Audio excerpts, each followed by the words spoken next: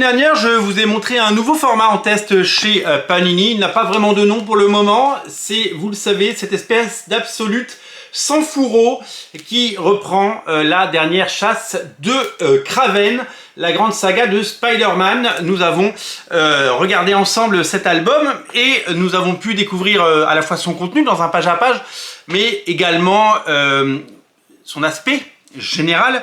Vous avez été plus de 3000 à regarder cette vidéo et je vous en remercie. Aujourd'hui, nous allons regarder un nouveau format parce que chez Panini, c'est une semaine, un nouveau format chaque semaine avec, regardez, l'Omniblut.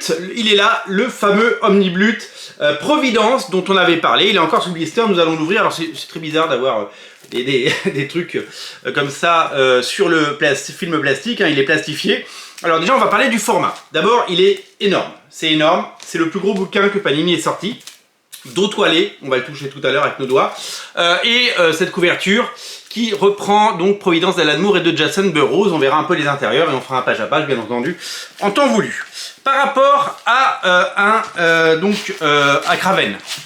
Par rapport à Kraven, eh bien, il fait la même taille. Il fait la même taille. En revanche, si on les met comme ça, eh bien, il y en a un qui dépasse. Regardez, il y en a un qui dépasse.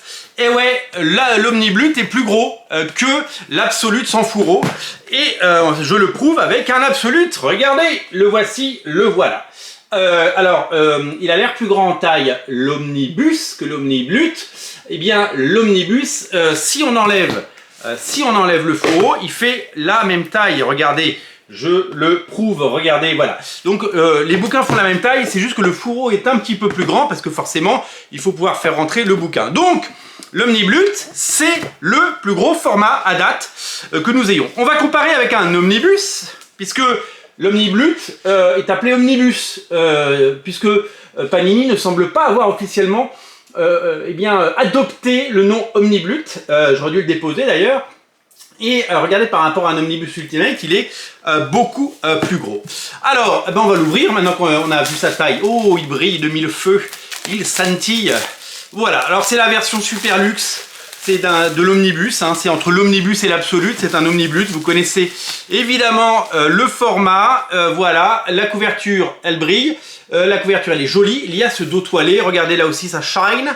Il y a même derrière ce petit liseré. Regardez, on se croirait sur un pantalon de l'armée confédérée. Alors, la qualité de papier, on est sur une qualité de papier mat, ce qui est un choix étonnant. J'aurais voulu à ce prix-là avoir du brillant. Mais bon, c'est pas moi qui décide. Alors là, il y a un peu de nudité, donc on va pas vous montrer les pages. Et voilà, donc on fera évidemment un page à page. Et donc maintenant que je sais qu'il y a de la nudité dedans, eh bien, on choisira bien nos pages pour pas se faire interdire la vidéo et la chaîne. Donc vous avez l'ensemble des histoires d'Alan Moore qui rend hommage à Lovecraft dans ce récit. Est-ce qu'il y a la pagination? Non, il n'y a pas ce n'est pas folioté. Il n'y a pas la pagination. En tout cas, l'ouvrage est assez beau, il est assez massif, il est assez imposant. Donc, c'est signé Alan Moore, bien entendu, vous connaissez. C'est ce qu'il a fait chez l'éditeur Avatar Press aux États-Unis. C'est dessiné par un dessinateur qui s'appelle Jason Burrows, qui a, je crois, quasiment tout illustré. Hein, je vais aller vérifier dans les crédits. Mais je crois que c'est lui qui illustre la très grande partie de ces récits Lovecraftien. Donc nous allons regarder, ouais, il dessine tout a priori. Et donc alors c'est déjà sorti dans divers formats par le passé, vous les avez peut-être déjà, mais là vous avez l'ensemble des éléments dans un seul album.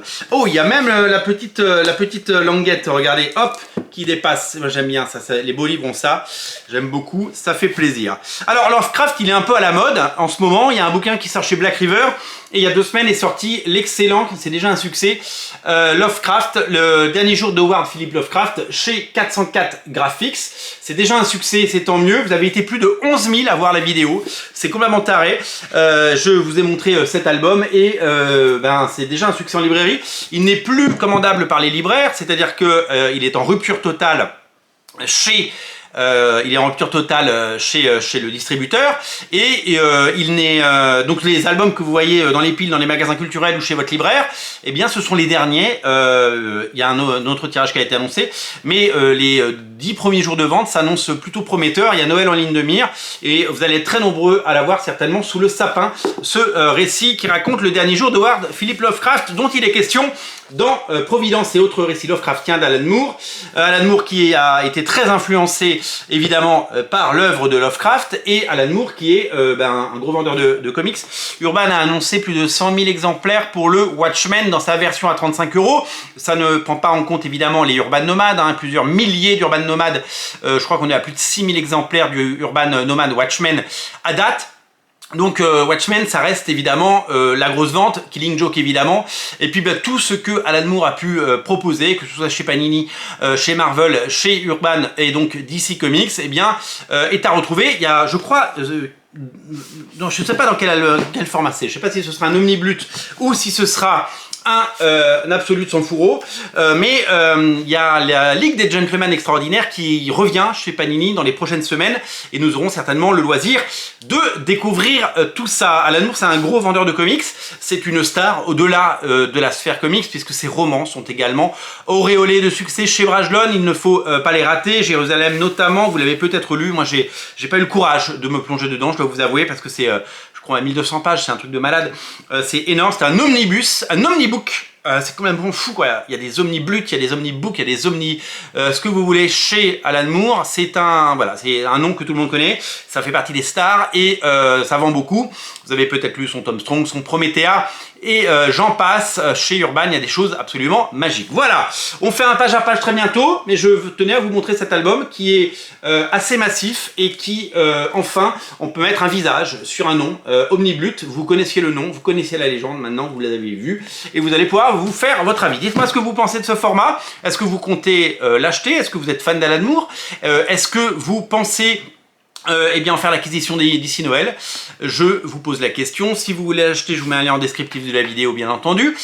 Pensez à l'acheter chez votre libraire indépendant. Vous le savez, les libraires indépendants, ils aiment bien vendre des coffrets intégrales de bande dessinée à Noël et des omnibus et des omnibluts et des absolutes et plein de bouquins. Et puis, n'oubliez pas ce magnifique ouvrage. Si vous le voyez sur votre chemin, eh bien, feuilletez-le. Vous allez tomber amoureux et vous allez trouver ça génial. Le tout est à découvrir d'urgence, évidemment, à retrouver en lien en descriptif de la vidéo pour le Providence.